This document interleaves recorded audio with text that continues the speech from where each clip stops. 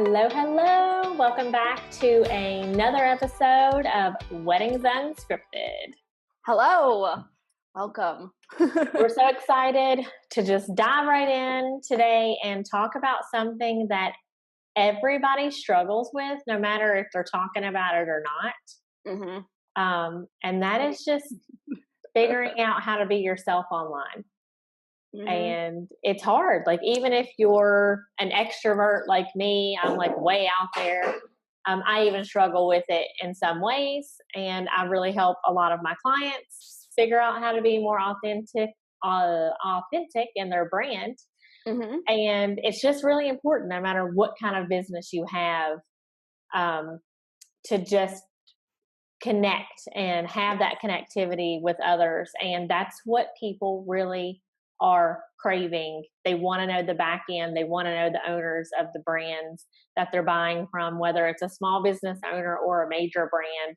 They love to see the behind the scenes and the making of all the things. Yes. And this was something that Ginny, you had posted about in our Facebook group, Wedding Business Bosses, the other week, and it got quite a bit of response. Just this idea of like, who out there struggles with showing up authentically online as yourself? Because I think people do feel like they can't go on without makeup, or they can't go on without like the pretty desk behind them. Like, it's this block, which I admit I totally have it myself sometimes, of I can't let people see the real me, the full me. But the funny thing about that is that's exactly what people want to see, is the real you. And I think that it's interesting too. There is different platforms out there, and we'll kind of talk about those in a sec. And there's different ways to show up online, but that's just kind of what we wanted to dive into today, was to give you a pep talk on if you're someone that's struggling with being your real self and just getting out there and being authentic. And I kind of hate that word sometimes because I feel like it got really cliche for a while, like, oh, be authentic. But I don't know another word to use. Be the best you can be. Yeah. Like, everyone was really into authenticness for a long time. But just keeping it real, y'all. Yeah. Just be real. Just be real. So I think that's our tip number one for today. Don't be afraid to go online and be real. Don't be afraid to just be the real you, because if you don't wear makeup 6 days a week, then show people you don't wear makeup 6 days a week. Yeah. If your office is a hot mess, you can show them your office is a hot mess. Like, that's okay. Is a hot mess right now. So that's why you're just seeing like a wall behind Ginny. With no art behind it, because I found nothing that inspires me. You know how long I've waited to have an office, and now I can't find anything that inspires me to hang. I can't handle this. Yeah. Ginny needs to deck out her office. Yeah. But you need to be showing up authentically online, and you need to be showing up consistently authentically online too. Yeah. Like, that's the other problem, is don't just show up every once in a while when you happen to have makeup on, because that's not going to help anything. Right. And let's talk about the different platforms, because I think this is important too.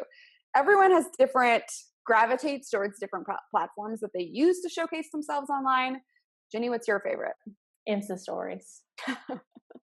Obvious. I'm such a junkie at the moment. Like, not even like just being on there, but watching. I love just to see people's real life, like Rachel Hollis. Like, she's awesome.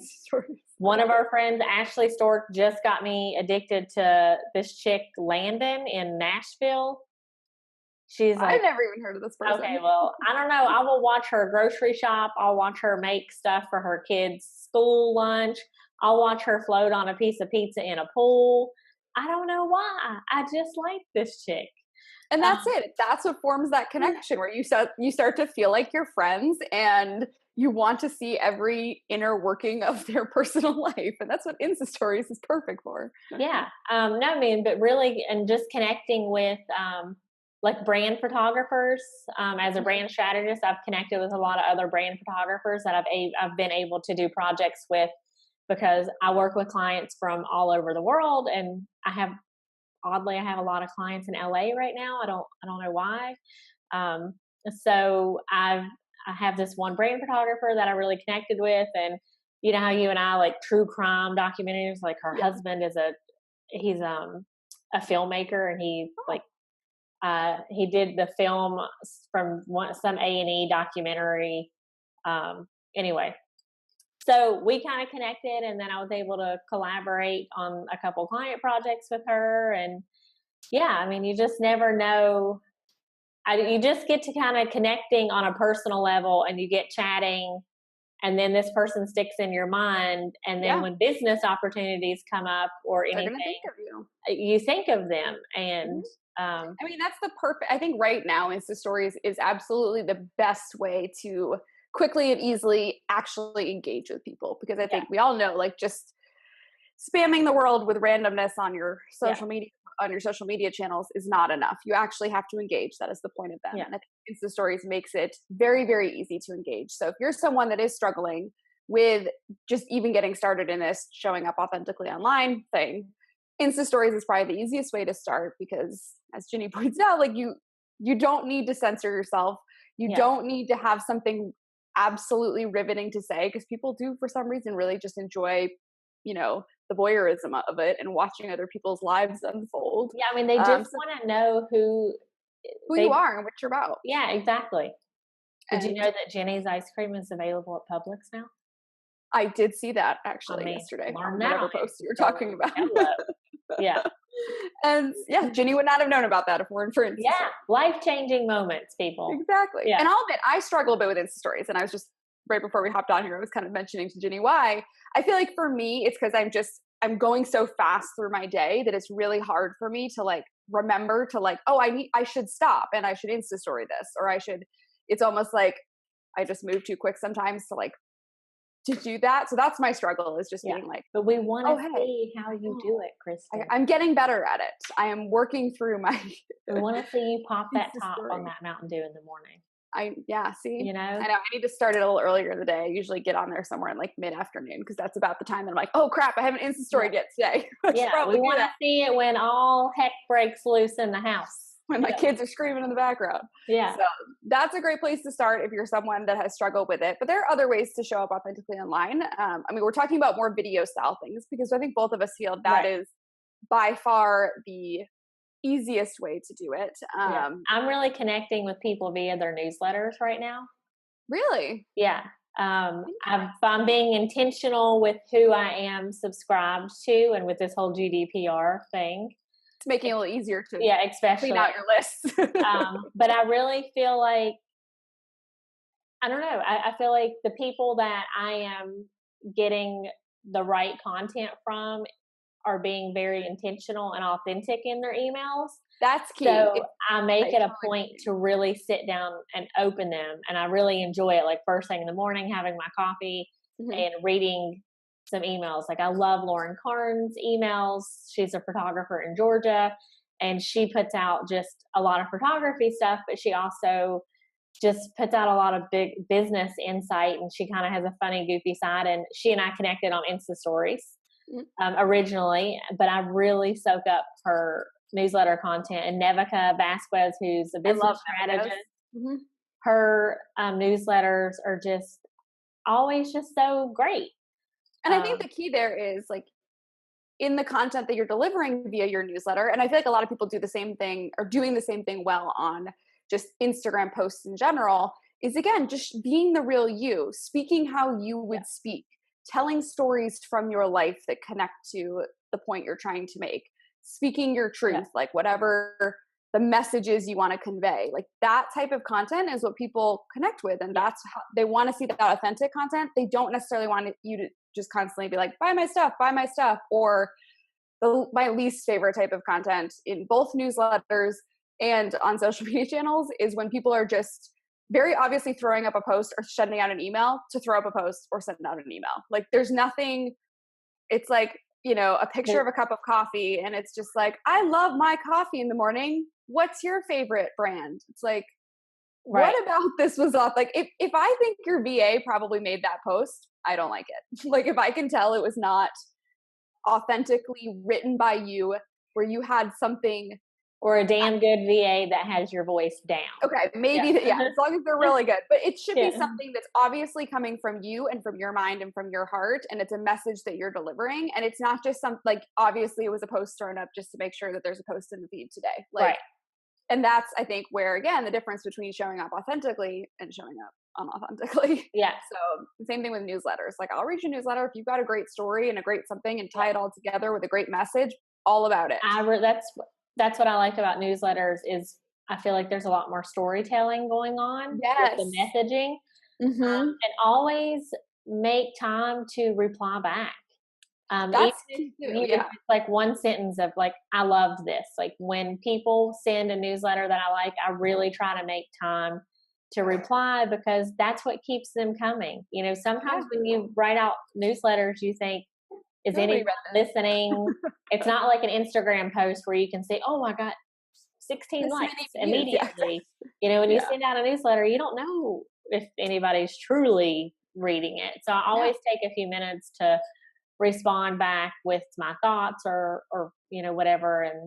And that's a way of showing up authentically too, because by responding and connecting and engaging with somebody else's content, that's being true to yourself. And I think that's an important side of it as well. So don't feel like if you can't show up authentically in live, it has to be Insta stories or it has to be live video. Like, yes, those things are great. But the more important thing is, regardless of which channel you're using or if you're consuming other people's channels, you are being yourself, your real self, and you're showing all the parts of yourself. That's the stuff people want. Like, they don't just want you to come on all the time and be like, business, business, business. Like, they want the real you. They want to know your likes and dislikes. They want to know your personality. All those things are important. So here's a little challenge for you for anybody watching this, take note of your top 3 to 5 people that you love connecting with, following, whether it's on Facebook, Insta stories, their newsletter, anybody you're consuming content from on a daily basis. And when you're consuming that content and you find yourself loving it, take a little note and write down, what is it about this piece of content are you enjoying? How is that piece of content being delivered? Do you feel like there was any thought behind the content? And, you know, just really put forth the effort to kind of take note for maybe 15 days or so. And then you can start thinking about ways that you can mimic that in your own self to recreate that feeling for your audience. Exactly. And I think that'll help too if you're someone that finds yourself saying, well, no one wants to hear from me or no one wants to see the real me. I think you'll notice as you do that exercise, like the parts that you're enjoying about everybody else online is the fact that they're being real. Like when you started showing up running, you know, you never shared that before. Nope. I almost do it now because like it's accountability. I'm like, well, shit, they're gonna think I didn't run this week because I haven't put a running post up on Insta stories. Right. So how was it when you were really sharing those posts? Were you getting a lot of feedback from people? Now that I've started making those, like, because a lot of honestly, actually for me too, a lot of my kind of downloads happen while I'm running. Like that's kind of my meditation time. So that's when I get a lot of my ideas and my thoughts and things I want to share with other people or things that are motivating me. And so that's usually why I'll write a post. A lot of my Instagram and Insta story posts are related to lessons I learned through running. And I've gotten huge feedback from it. I've gotten a lot of people that say it's really motivating and they like seeing those types of, and I think for a long time, again, I struggled with like, who am I to be the encourager or to be the motivator? But then I'm like, oh, I if these things are running through my head and they're making a difference to me, like I should share them with people. Like, absolutely, make a difference for them. Yeah, I mean, we all are touching people in some way, shape, or form. You know, yes, there's someone out there with a bigger audience, but you experience your own life.